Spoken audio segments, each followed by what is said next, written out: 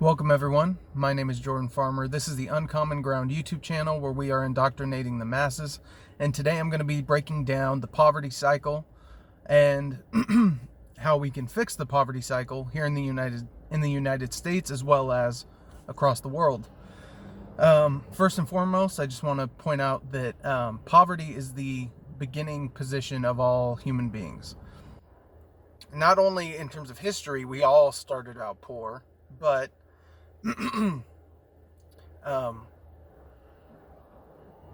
when you're a baby, you're completely economically useless, and so you're poor. You only have money insofar as other people can give it to you. So poverty is the starting position, and how we can create wealth from there, the circumstances that we can create in order to allow for that wealth creation, that it needs to be our mindset. You can't assume that people start out rich and that the only thing that matters is that certain things happen to people and then they become poor. Poverty is the starting position, and some people get out of it and go back into it, but it's the ultimate starting position, both in the biggest scale possible with humans' history as well as the smallest scale with individual human beings.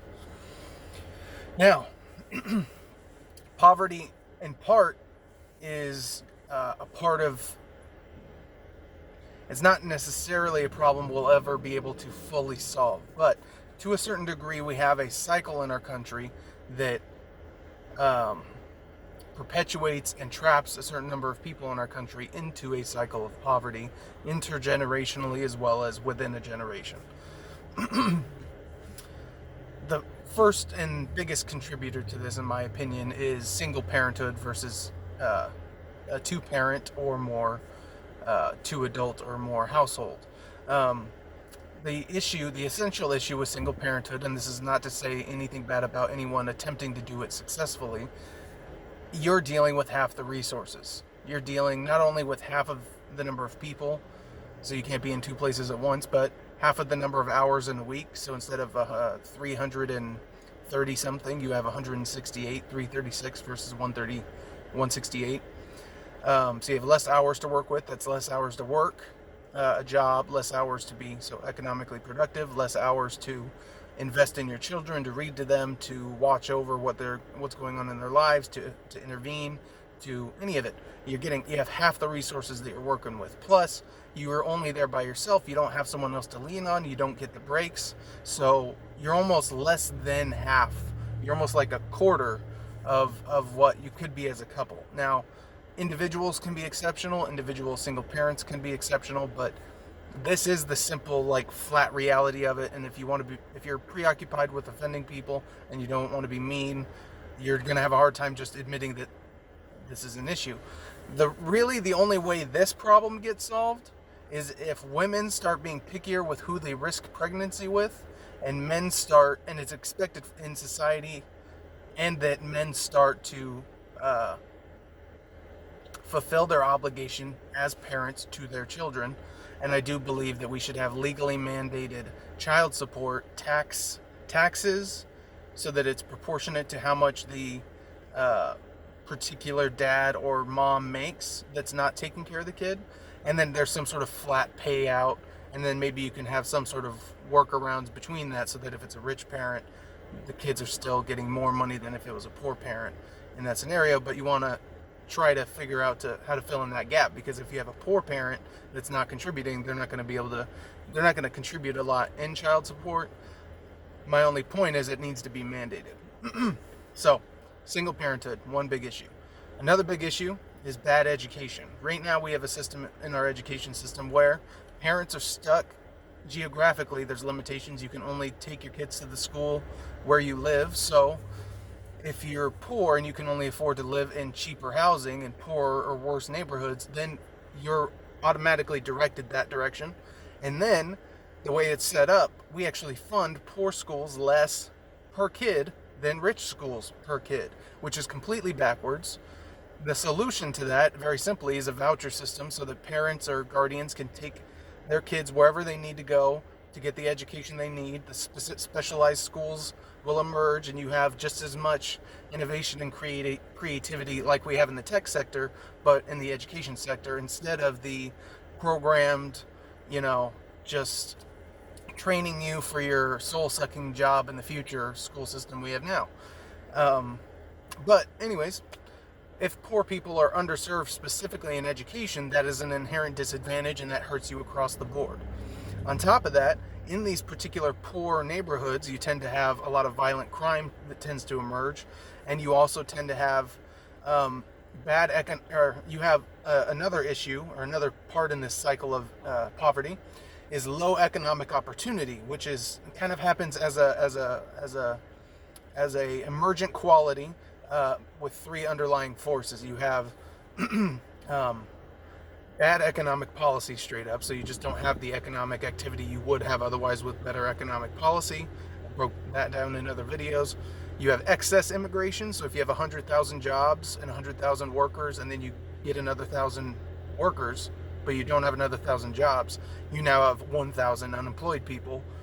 No matter what, you're never getting around that. Yes, people can create jobs, but A, that takes time. B, not every single person that comes through immigration is going to create a job, and in the meantime, we're diluting wages systemically by having this issue. So, excess immigration, I broke that down in more detail in another video, but excess immigration, bad economic policy, and then high cost of living all contributes to hyperdependency, low economic opportunity. And that is all sort of the prerequisites just for childhood and the things that they can't control. Then you get into adulthood. Now you start dealing with, if you have low economic opportunity but high black market economic opportunity, then you start dealing with, hyper incarceration, which is an issue unto itself, and we do have hyper incarceration built into our system. Way too many people are in prison, and the wrong people are in prison. So, hyper incarceration gets you as an adult, and mostly men are in jail, so that's taking the fathers out of the poor households, which is then creating the single parenthood, which creates excess poverty, which creates welfare dependency. You have bad education, you have low economic opportunity, then you get out, the only economic opportunity that you actually have is illegal activities, then you get arrested again, and then there you go. And then that's the cycle. And it converges in these poor neighborhoods because of all these underlying policies that perpetuate it. And if you'll notice, a couple of those that I mentioned, I did not mention this, welfare. Our welfare system currently is set up to perpetuate poverty. When you go and you're in a bad circumstance and now you're on welfare, while you're in that bad circumstance, you get all this help. The second you start helping yourself and getting better off and being more productive economically, they take those resources and that aid away from you faster than you make it, which means people that are hell-bent on being independent will go and bridge that gap and deal with the suffering, but many people will be discouraged by it, realize they're better off, especially if you're talking about healthcare and lots of very expensive services. They're better off being poor and in poverty, and there's all kinds of welfare programs that only work for you if you drop below that level. So it incentivizes in all kinds of ways people to get stuck in that dependency cycle. So you'll notice that a good chunk of the policies that I illustrated are Democrat policies / issues in Democrat areas. The education system, that's across the board, and only right-wingers are advocating for a voucher system that will fix the system and make sure all students get equal money. The drug issue, hyper-incarceration issue, left's on the right on that one. That's good. Welfare, obviously left-wingers love welfare, right-wingers are against welfare. Education system. The education system isn't just everywhere, but it's the current education system is extremely supported by the left, and all they ever talk about is funding it more and more. Feed the machine more and more. You feed a broken machine more and more. You don't fix anything.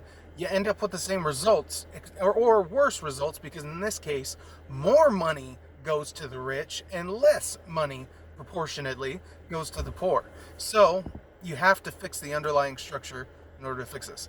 My only point in being so anti-democratic and pointing out that so many of these policies, the excess cost of living it being another one, low economic opportunity, Democrats seem to hate, considering what's best for business or what's best for job creation.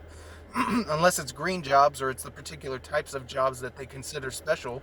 But when it comes to just jobs, they seem to not care. It's really ridiculous. So my only point in bringing all this up is that the assumption that the left-wingers are on the side of poor people, no go. Neither side is on the side of poor people. Both sides are on the side of the elites, of the establishment, of the international and national special interest groups, and they could give two F's about us. I hope you have a good day. Please like and subscribe, share. We'll blow this stuff up, level up our political understanding, and get it on. Peace.